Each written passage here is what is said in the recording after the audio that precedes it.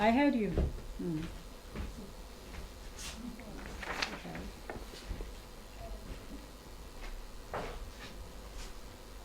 So I need to know.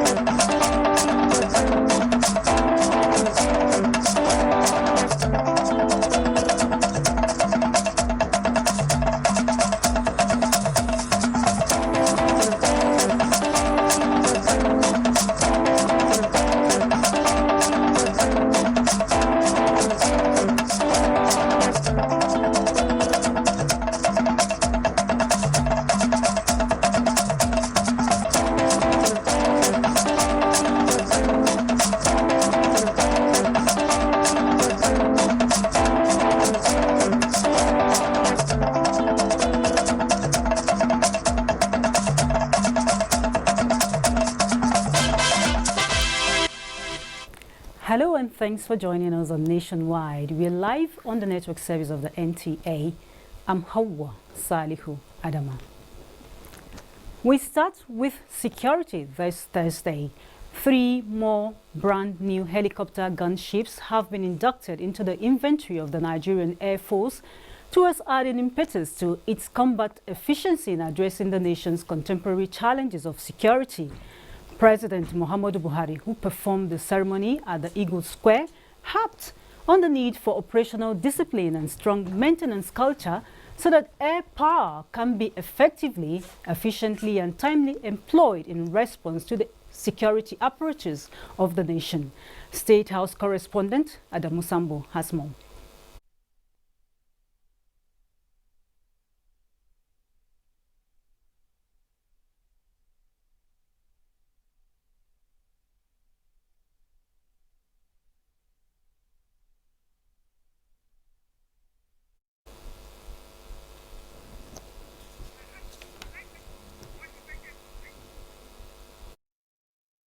Professionalism, capacity building, and adequately equipping the armed forces and other security agencies are major policy thrusts of this administration.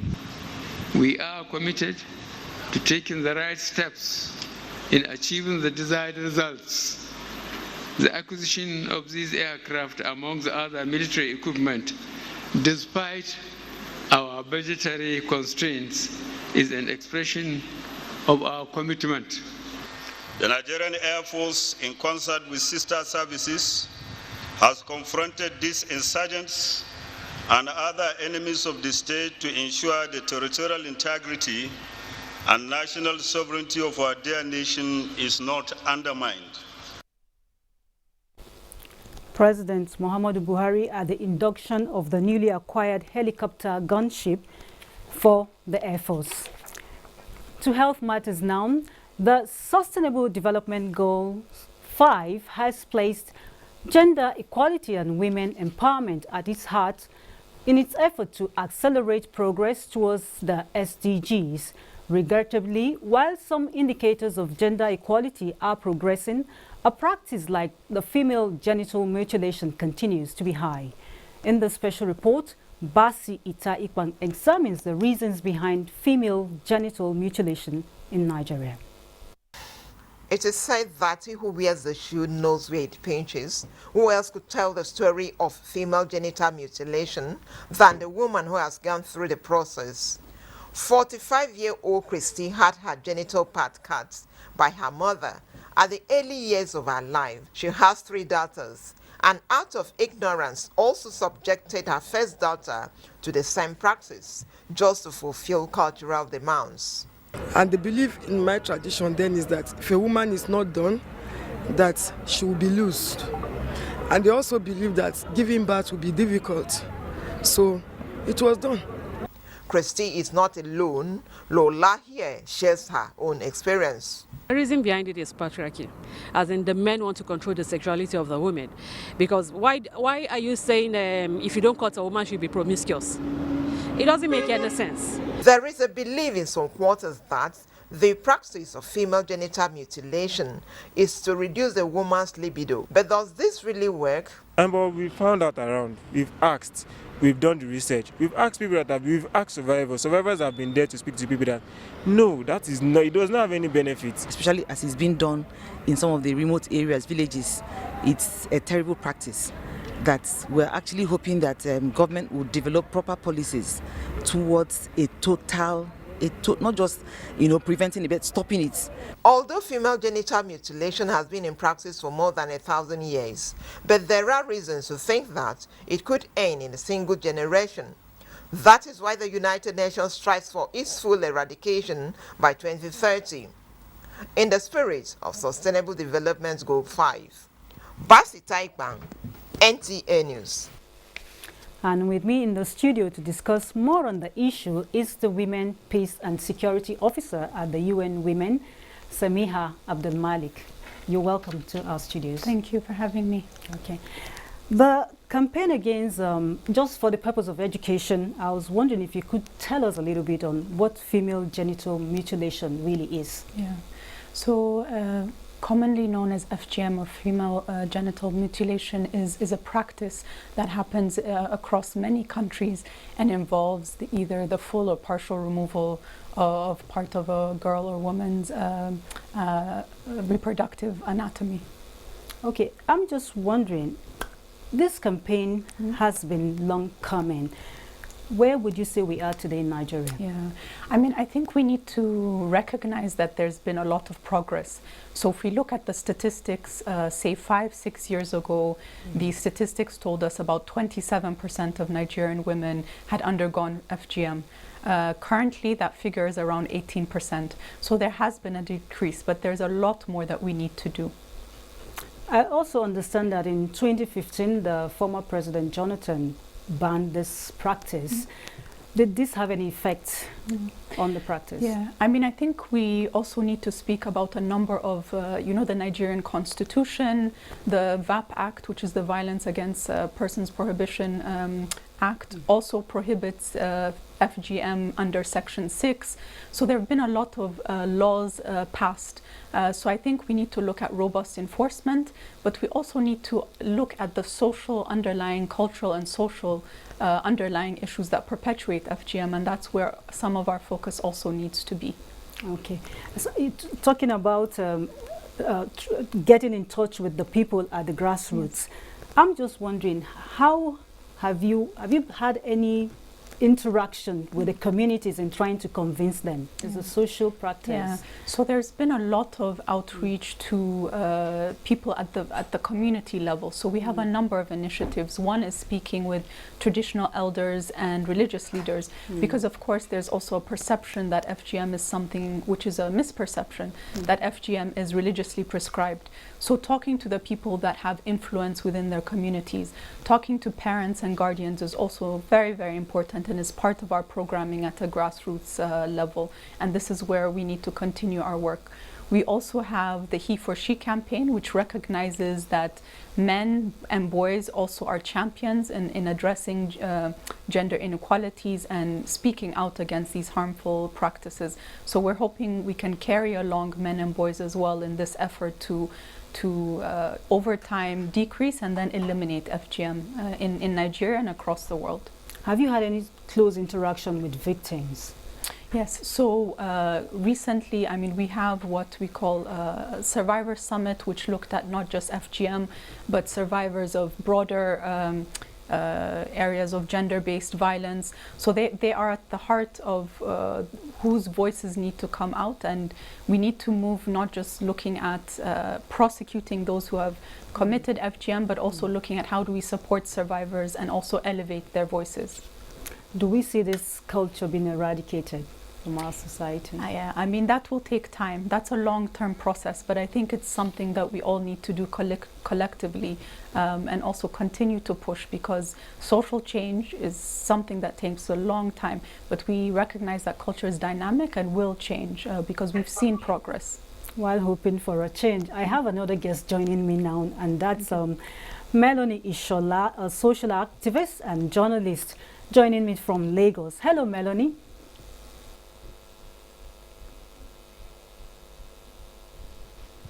Hello, good evening. Okay, it's good to have you join us. We are talking about the situation of the female genital mutilation in Nigeria. And I know that you engage with the victims of this act, especially those in marriages. How would you say this affects them? I simply want to speak to the act of sexual relations in marriage. And I spoke with a particular woman whom I met at a village, having gone to ask questions while carrying out, interview for my documentary, Don't Cost Her. And she said to me, when she found out what was done to her, she had to go back, kneel down to her husband, and she apologized to say all the years that you've been trying to make love to me and we were trying to make our little bed warm, and I ran away and I rejected you. It's not because I wanted to be wicked to you, it's because I couldn't. I didn't have the ability to explain how painful sexual relations usually are. And to think that I am a survivor too, but I think at the end of the day, what I make out of this is the degree of the cost actually differs from survivor to survivor. So in my case, I think several nerve endings are still left there. It's to be able to feel and enjoy sexual intercourse. But not many people are that lucky, especially with the type 1 would hit in fibrillation, which is the type 3. That's another case entirely. Okay, that will be all from Melanie, considering the unsteady audio from that end. Thank you very much, Samiha, for joining us on Nationwide. Thank you for having me. Okay. I've been speaking with Samiha Abdul Malik, the UN Peace and Security Officer at the UN Women, and Melanie Ishola, a social activist and journalist from Lagos. Thank you very much. Moving on now, there are indications that the outbreak of Lassa fever in Nigeria would be contained sooner than expected, even as the nation is being proactive with regards to the coronavirus. Ikechukwu Ndukwe has an update on efforts being made by the Nigerian Red Cross in fighting this virus.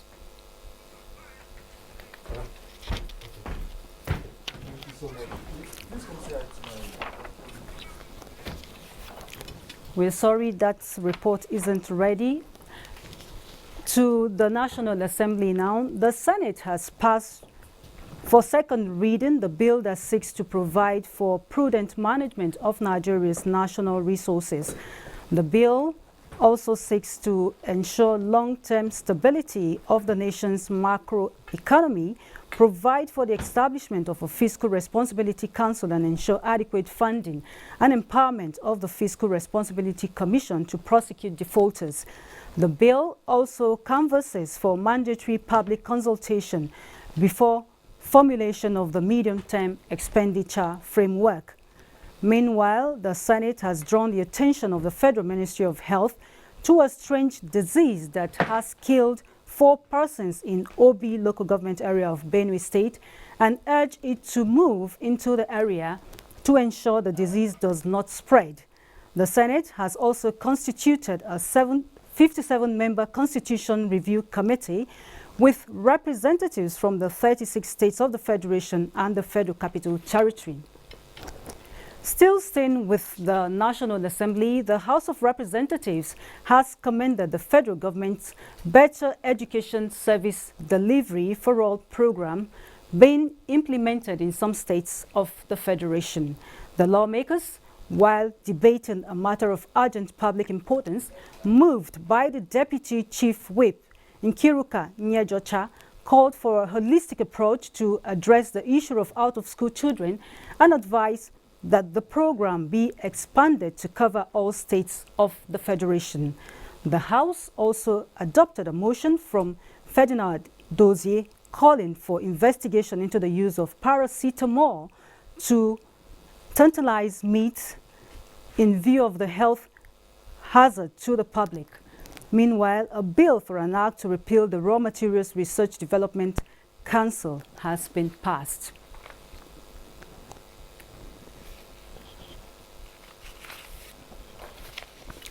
And joining me now in the studio to talk about a recent report by the Johns Hopkins University on pneumonia and incident projection in Nigeria is Mr. Basi Okpose of the National Primary Healthcare Development Agency. You're welcome to our studio. Thank you. Okay. All right. I'm just wondering, how important is the focus of this survey by the Johns Hopkins University? Well, the focus is very good, looking at the fact that for under 5 mortality rates, there are 5 major diseases that contribute to it. Pneumonia is there. We have also the malaria, we have the measles, we have diarrhea, and then we have HIV/AIDS. All these put together contributes to about 70% of the total under 5 mortality rate. So you see, pneumonia is important. But for us, looking at the statistics they are giving, I don't think is that alarming for Nigeria. We are worried a single child loses his or her life in this country. We are worried because we wouldn't like a single child to die.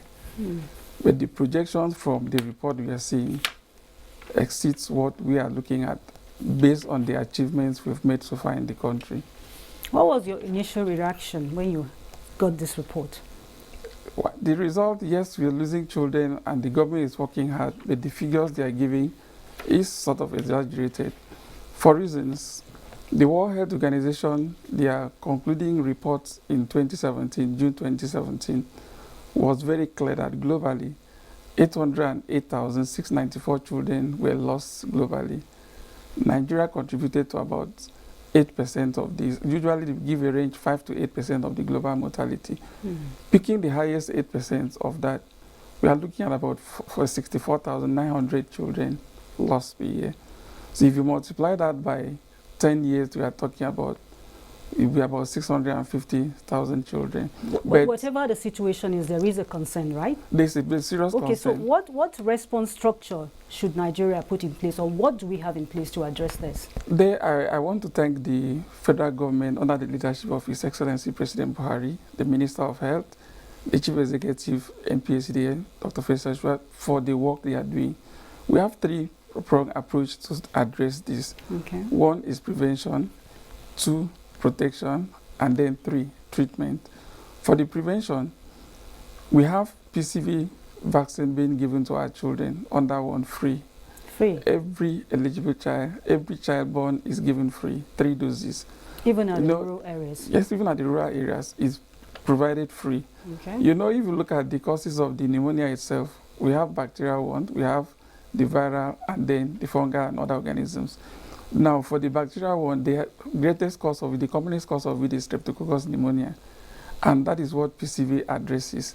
The second commonest bacterial cause is the Streptococcus, the Haemophilus influenza type B. This is also included in another vaccines we give to our children, pentavalent vaccine, which is also given free. What will be your last word on this matter? My last word on this matter is, please, parents, caregivers, take your children for vaccination. Provide for them a good environment, well-ventilated homes, good environment, clean environment to prevent airborne spread and so on. Take your children to hospital for delivery so that the ones that are transferred, the pneumonia that can be caused during birth or immediately after birth can also be stopped. And then good nutrition. Breastfeeding is very good because once a child is very healthy, it gives the child immunity to fight any disease and the outcomes will be less. And then for our doctors, clinicians, people at the health facility, if a child comes with pneumonia, we give them maximum attention and treat them, because if they are treated, the mortality will further be reduced. Thank you very much, Mr. Thank you. Dr. Basi from the Primary Healthcare Development Agency. Thank you. We really appreciate you being part of Nationwide today. Thank you. And it's now time for a break. Up ahead, update on Nigeria's performance at the ongoing Para Weightlifting World Cup.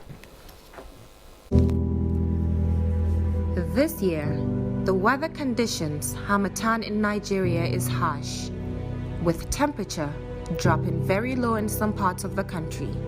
Many underprivileged children are exposed to these harsh weather conditions, putting them at risk to all sorts of respiratory infections with devastating consequences. We request well-meaning Nigerians to kindly donate warm clothing, blankets, beverages, soap, moisturizers, and other essential items for the benefit of these children.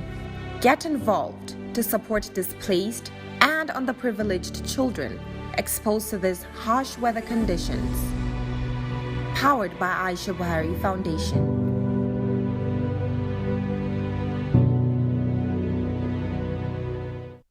Sunday morning, 11th of March, was a regular day. I wake up, go to work, then I got to the toll, and the XUV was coming back from the club, and it hit the passengers bus, which I was inside, the commercial bus. When I got there, I saw his state.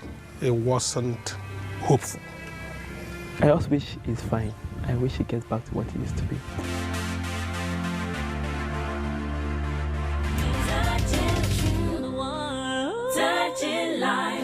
Are you a business owner struggling to find your way? Smithan is the answer. The Small and Medium Enterprises Development Agency of Nigeria is here to help you succeed and gives you entrepreneurship training that will make your business grow big. It can create access to finance. Smithan can help you prepare a good feasibility study and link you up with the finance institutions that would fund your business. It can also create access to market through local and international trade fairs, opportunity fairs, and exhibitions. Smithan also organizes programs to identify innovative entrepreneurs and promote their business ideas. For further information, contact us at Plot 35, Port Harcourt Crescent, Area 11, Garki, Abuja, or visit our website www.smithan.gov.ng or any of our state offices in the 36 states of the Federation. Coming soon in March 2020 in the capital city Abuja, the Ivory 8 Ball, a life-saving fundraising event featuring music and arts in aid of skin cancer patients with albinism.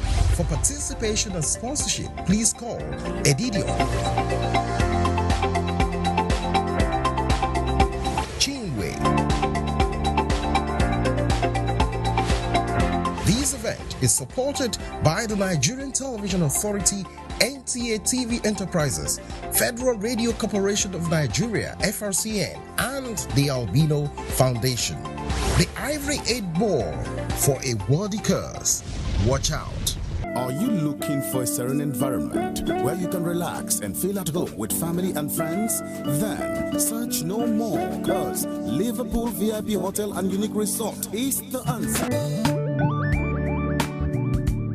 At Liverpool VIP Hotel and Unique Resort, we have well-furnished standard rooms and suites, 24 hours power supply, advanced security with CCTV cameras everywhere, VIP and bush bar, restaurant with all kinds of African and continental cuisines, assorted drinks, shawarma sports, modern 80-seater conference room. And now, check this out! 30% discount for all rooms and suites for 3 months. Hurry now to Liverpool VIP Hotels and Unique Resort, located at number 4 St. Michael's Crescent, off Tombier Extension, GRA Phase 3, Port Harcourt, River State. For reservation and more information, call 080-6764-0587. Liverpool VIP Hotel and Unique Resort. True hospitality.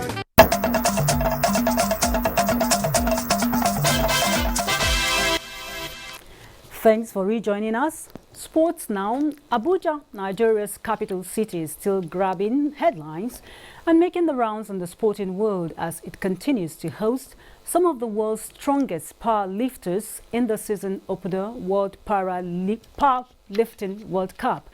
Tamara Ebiwe is with us live from the International Conference Center, venue of the event. Hello, Tamara. How are you today? Hello, Awa. I'm good. What is the outlook at the ICC and who are the top seats at the medals table? On the medals table, rather?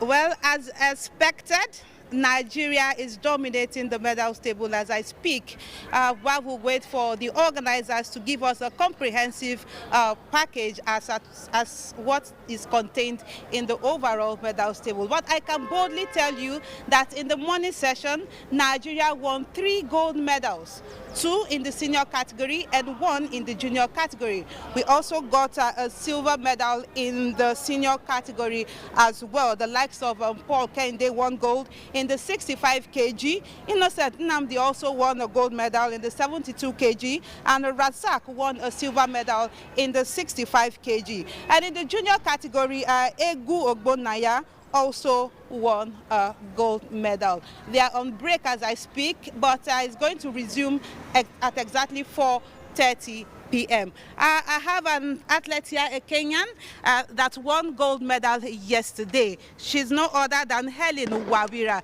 Tell us, how has the competition been so far? The competition was good because I was prepared well and I did my best. Yeah. So what are you expecting? When I go back to my country, I expect to do more, probably to break a record. All right, thank you, Helen. You've heard from the Kenyan athlete, a lot is still expected from this Para-Lifting World Cup. Much, Tamara, but we are not done with sports yet, as some states in the country are in the thick of camping for their delegates in preparations for the coming 20th National Sports Festival built to hold in Edo State this March. President Muhammadu Buhari flagged off the movement of the Touch of Unity for the festival, which we hear has arrived Mina, the Niger State capital. Ayodeji Makinde is now live with us on this for more. Hello, Ayo. Good to see you again, Hawa. How are you doing? Okay. Where are we with regards to the completion of physical infrastructure needed for the Games? It is right now, Edo State government is leaving no stone unturned. We saw the Deputy Governor, Philip Shaibu, just some few days ago undergo some inspection tour of the facilities at the Samuel Ogbemudia Stadium. We expect, based on assurances given to him, that the venues will be ready in the next 3 weeks. Okay, I'm just wondering, are there projections by the Sports Ministry in terms of target for this year's edition? Obviously, there are some targets for them and some projections because we expect this to be the 47th year since the inception of the National Sports Festival. And if you take a look at the innovation by the ministry to start the Adopt an Athletes campaign, you will see deliberate efforts to ensure that by the time we'll be having the Golden Jubilee of the National Sports Festival, athletes will be well sponsored. I will be seeing a private-public partnership instead of the existing structure where government is the sole financier of sports in the country. Ayo, thank you very much. That will be all for now. And moving on, the recent unbundling of mass communications in Nigeria's tertiary institutions require robust investments. This was part of the submission by guests on NTA's current affairs program, Good Morning Nigeria, while x-raying the strategies to successfully achieving this transition. Mutua Mila reports. The era of mass communication as a degree program in Nigerian tertiary institutions has ended after the National Universities Commission (NUC) unbundled the discipline into 7 separate degree programs to meet current market demands. Though many have expressed concerns over the process required for this to succeed, guests on Good Morning Nigeria say the decision is in the best interest of communication students. They, however, insist that issues of funding and content must be addressed by the institutions offering these courses. It is also important to prepare for it. If you do not have equipment, if you don't have a studio, as I know Bayero University is building a lot of things, you need the printing press, you need so many studios for some of these courses that have been unbundled. I think that to a large extent, there's a lot of upgrade that would need to be done by most universities because you need to have at least 3 or 4 departments to run a faculty of this nature. Content, very, very very key. And when we're talking of content, it's so diverse. You are in advertising, you are doing developmental journalism, you are doing broadcasting. The space is just there for you to grab. The guest also assured students of availability of jobs after graduation, as these courses will not only cultivate specialists but will expose them to new opportunities in today's ever-changing world. In fact, it was one of the issues that even drove us to start this unbundling process, that we have also restructured the program in such a way that even without being employed by anybody, a graduate of journalism can on his own employ himself. The whole industry are really in the support of this unbundling, and I'm sure that there's a lot of opportunities for the young graduate to be employed in the industry. They further added that the curriculum of the 7 separate degrees will be cut across each other, and the institutions will need to develop synergy between practical journalism and theory. In Abuja, Putromila, NTA News. And it would seem that Nigeria has joined the league of countries who can boast of having helped in shaping the new and evolving English language. A testament of that is the big batch of Nigerian words added to the latest edition of the Oxford English Dictionary. They include 29 Nigerian English words and expressions, including words derived from the Hausa and Yoruba languages, as well as a number of unique Nigerian coinages. Professor Adenike Adejobi is a professor of English and linguistics at the University of Ibadan. She joins us live now to speak more on this. Good afternoon to you, Prof. Good afternoon. Some common Nigerian English expressions, so to speak, like next, tomorrow, and tokumbo, have been included in the Oxford Dictionary. What is the import of OED's acknowledgement of these words as a variant of the English language? I think it's a very good development. It's a move towards the standardization of Nigerian English. It's evolved, actually. It's not as if it's a strange thing. We know that since the early 1980s, there had been development regarding this and the recognition of the word Englishes, such that every country seems to have its own kind of English now, and it's recognized. That has been on for a very long time. And then this new development is just a move towards making Nigerian English more standard, such that we can say we have a standard Nigerian English. Because once it appears in a standard dictionary, then it's a standard form of English. How is this development likely to impact on teaching and education in Nigeria? Certainly it will, because now it means we can use those words. But then what we need to do as teachers and even students is to know that we need to know the descriptions given to those words. Are they formal? Are they informal? Because if we say, if it's described as informal and students use it in formal writing, we will still see it as being wrong. Because even standard English has its own formal and informal English. And so in these words, and so what we need is the exposure of students, especially students that are writing WAEC and writing GCE and all these national exams. We need to expose them to the facts that they need to confirm if those words are standard or not standard. If those words are considered formal, then you can use them in formal context. But if they're considered as informal, you cannot use them in formal context. So that means they will still be wrong. For instance, if you use downfall before, if downfall is going to appear in an essay being written by a student writing WAEC, he has to put it in inverted commas. But now he doesn't have to do it anymore. If it's a letter, for instance, to a friend. But if it's an essay that is formal, then he still needs to be conscious of the kind of words that he chooses to use. Thank you very much, Professor. That's actually good news for Nigeria and work in progress, I may say. Thank you very much.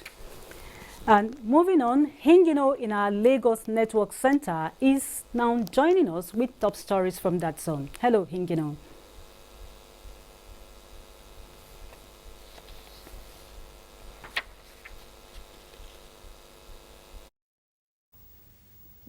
As the Lagos State government banned the movement of motorcycles and tricycles, popularly known as Okada and Keke Marwa, on highways and bridges in the metropolis, some Lagosians are already blending with the new policy, while others lament on the ban. Abolore Ogbara reports that there is maximum compliance to the policy in the parts of the metropolis. The situation in some parts of Lagos indicates that most of the residents are now unveiling their long parked vehicles to make movements easily accessible for them. This has further heightened traffic in the areas where the operation of such commercial riders were banned, especially at Ikoyi, Ikeja, Victoria Island, Surulere, and the bridges and highways which link the different bits of the coastal city. To go on the street and see the crowd on the street waiting for bus. It affects my job because normally I used to go to job, I used to get to my job around 8 o'clock, but now 10 o'clock. There were long queues at the bus stops, making it impossible for many to get to work on time. The only choice left was trekking. From my site now down to Falomo, I walked down. Even when I was coming to work this morning, I spent over 3 hours from Ojodubega down to Ikoyi. I live around Abuja. We really don't feel it because the ban was not implemented there. But then other areas around here, commuting from Ikoyi now down to the court has not been easy.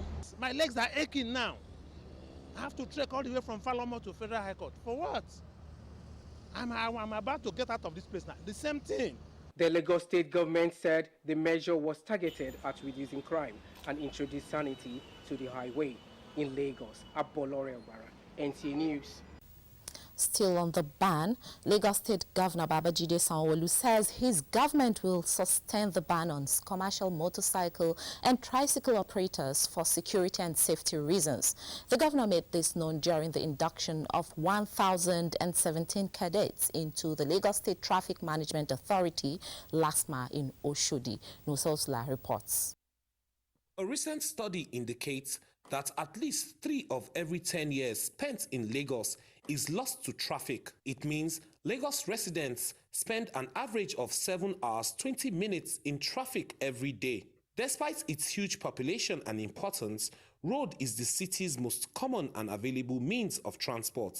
The governor, who reiterated that the ban on Okada and tricycles has come to stay, appealed to residents to see reason with the government, as he added that the state government does not intend to inflict pains on them, but ensure their safety. We're not only staying and waiting on road and the waterways alone.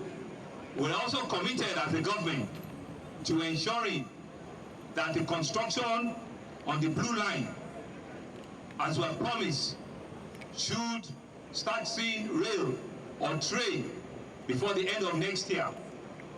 And we're also committed to starting the red line as well. Commissioner for Transportation Frederick Oladeinde said in the days ahead, as non-signalized and unmanned roads and junctions are expected to be covered by the LASMA officers. The general manager of LASMA, Olajide Oduyoye, urged the new officers to always make civility their watchword when relating with members of the public, while cautioning them against extortion and bribery. In Lagos, Nosa Osula, NTA News. That's it from Lagos. We now call for a break. Nationwide continues shortly.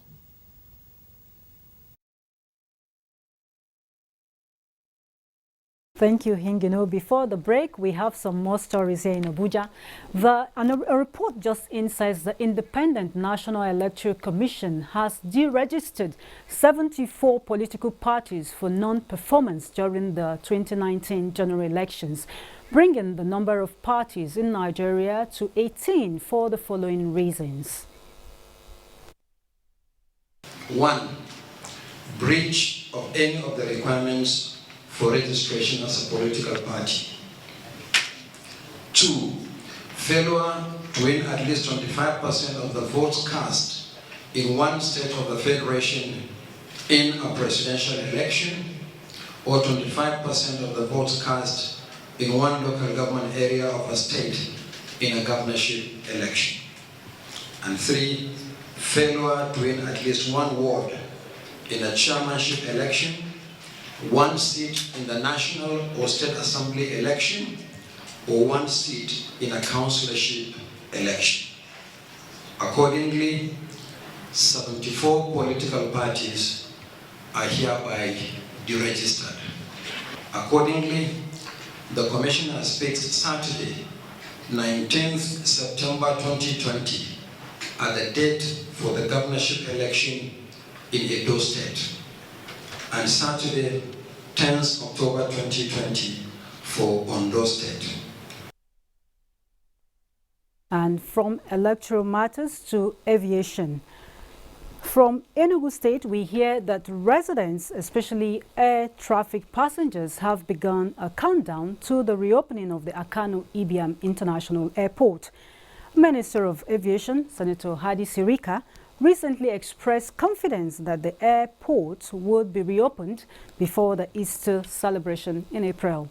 For more on this, let's join Amechi Pius in Enugu. Hello, Amechi. Thank you very much. Here in Enugu, at the Akanu Ibiam International Airport, the rehabilitation of the runway is ongoing. Real work is, presently going on at the airport.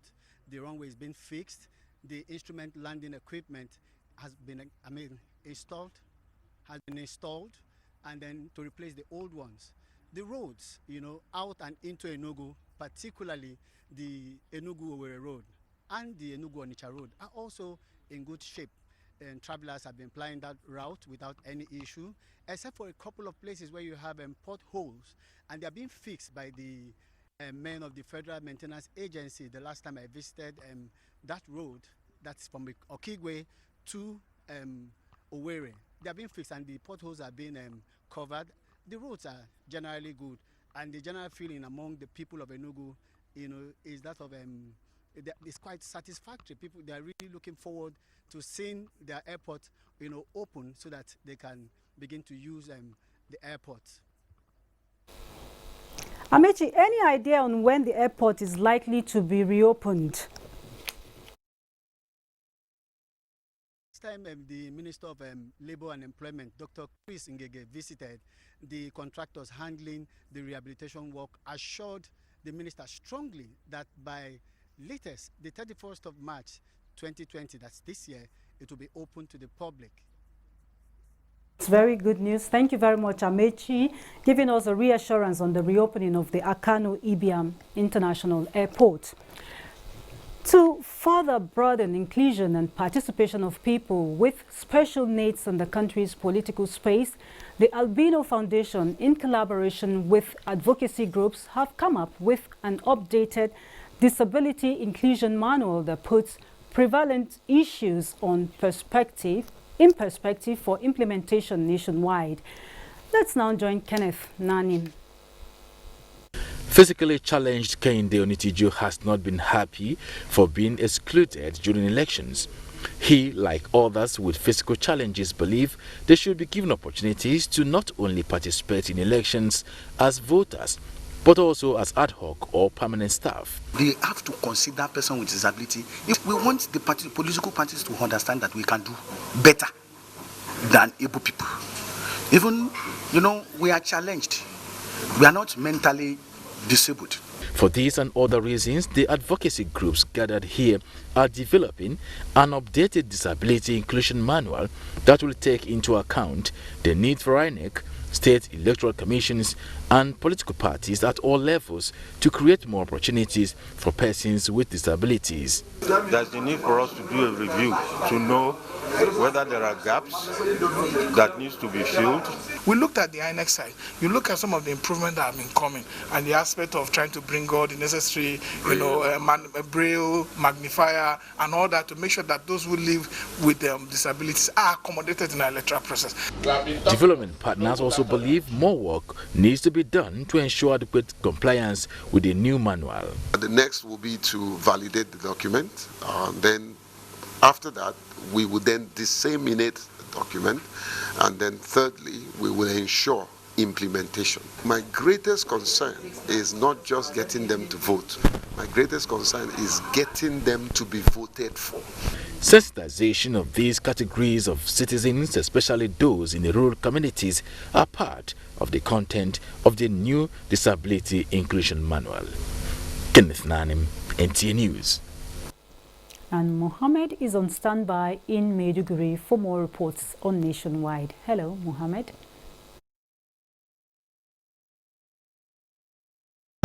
For joining us in Maiduguri. About 30,000 households in Monguno local government have benefited from relief items distributed by Northeast Development Commission as part of its intervention to meeting immediate needs of people of concern in the Northeast. Naomi Aboku reports that Governor Babagana Umara Zulum personally supervised distribution of commodities alongside Managing Director of NEDC, Dr. Mohamed Goni Alkali. Monguno is hosting displaced communities from 4 other local governments of Marte, Kukawa, Uzamala and Ganzi caused by insurgency. The local government area has been rated the biggest in housing displaced persons in the world's record, having clusters of different IDP camps in a location with more than 80,000 inhabitants. In addition to food and non-food items procured by Northeast Development Commission, Borno State Government also provided wrappers, cooking oil, bags of beans and cash support to all female beneficiaries. NEDC Managing Director Dr. Muhammad Goni Alkali and Governor Babagana Omar Zulum presented the items and coupons to the communities, assuring them of more support. We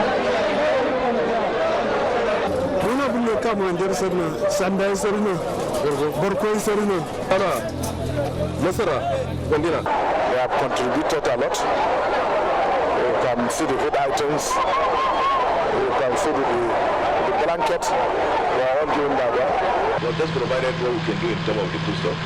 The next way is we are still discussing with the governor here in Abuja to see if there are any secure place where this people can be moved one way or another in a more organized manner.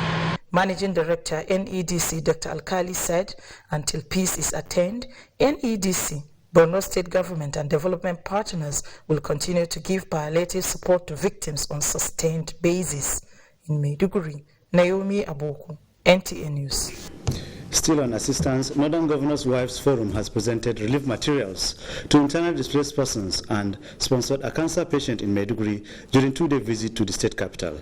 The wives of the 19 Northern Governors were in Borno for a high-powered meeting to discuss issues that affect the forum and people of their states. Maimuna Garba worried by the plight of victims of insurgency in the Northeast, especially Borno State was worst hit by activities of the terrorists and the need to curb the rising cases of cancer through sensitization and medical supports. The state stated the visit by wives of the Northern Governors Forum to Borno. I have seen them. We have fighting the battles together. Some are still alive, while others are not here. Host wife of the Borno State Governor and also the Vice Chairperson of the Forum, Dr. Falmata Babagana Umara Zulum, appealed to members of the Forum, national and state legislators, as well as wealthy individuals to complement government's effort by adopting or sponsoring thousands of orphans and empower the numerous widows. I want to appeal to you, our August visitors, to key in whatever means, especially in terms of empowerment and education of the IDPs. Wife of Kebbi State Governor Dr. Zainab Bagudu equally appealed to authority concerned to commence the implementation of the National Cancer Control Institute and suggested vaccines for cervical cancer to save the lives of women and girls. The important thing is to live a very healthy lifestyle, to avoid those things that are going to be triggering of cancer later on in our lives. A dinner and cultural entertainment was organized in honor of the visiting governors' wives by the Borno State Government. In Maiduguri, Maimuna Garba, NTA News. That is all from Maiduguri. Nationwide returns to Abuja. Many thanks to you, Mohammed, and we take some more messages now, more reports when we return. Lassa fever occurs when a person gets bitten by a rat carrying the Lassa virus. It is also contacted through the consumption of foods that have been contaminated by either the saliva, urine, or excreta of the rats. Lassa fever is deadly, so Protect yourself and loved ones from it.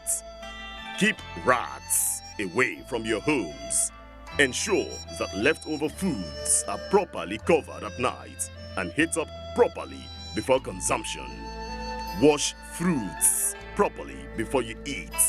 Maintain regular hand wash with soap and water, as well as environmental sanitation. Report all feverish conditions and bleeding from the nose or mouth to the health facility nearest to you, and don't indulge in self-medication. This message is from the Nigerian Television Authority, the NTA. Sports coverage and reporting require special skills which can only be acquired through training and experience. NTA TV College JOS invites sports reporters, administrators, commentators in the private and public sector to a special 2-week capacity building course on sports coverage and reporting skills in broadcasting. The course will equip participants with contemporary reporting skills for local and international sports and also expose participants to modern trends in sports commentaries, scripting, shooting, directing, and much more. Take advantage of the course to develop your skills and capacities in sports coverage and reporting. Date 17th to 28th February 2020. Course fee 80,000 naira only, accommodation inclusive. Running concurrently is a special 4-week intensive course on record management and registry functions. Participants will be tutored on modern techniques of record keeping and registry management. Date 17th February to 13th March 2020. Course fee 100,000 naira only. Accommodation inclusive. Venue of both courses is the serene and secure environment of NTA TV College near Old Government House, Rayfield, Jos. Please call 0803-314-4383 or 0806-980-9807. NTA TV College Jos, training you to be the best you want to be. And Jenny in our Port Harcourt Network studios is next on our lineup. Hello, Jenny. Thank you, Hawa. Good evening and welcome to Port Harcourt. A one-day attitudinal reorientation program for students of tertiary institutions in South Nigeria has held at the University of Port Harcourt. The event, put together by the National Orientation Agency (NOA), is propelled by the huge burden of social vices prevalent in the nation's tertiary institutions. Emmanuel Lene reports. The program, titled Campus Focus, seeks to address such vices as cultism, exam malpractices, drug abuse, trafficking, sexual harassment, sex for grades, cybercrime, suicide, which are prevalent in the nation's tertiary institutions. To the National Orientation Agency, the sensitization program is conceived to reorientate the present mindset of Nigerians for the challenges of governance and development of Project Nigeria. The emphasis on tertiary institutions is supported by the fact that the youth contribute over 60% of the labor force, which drives the process of governance and social development.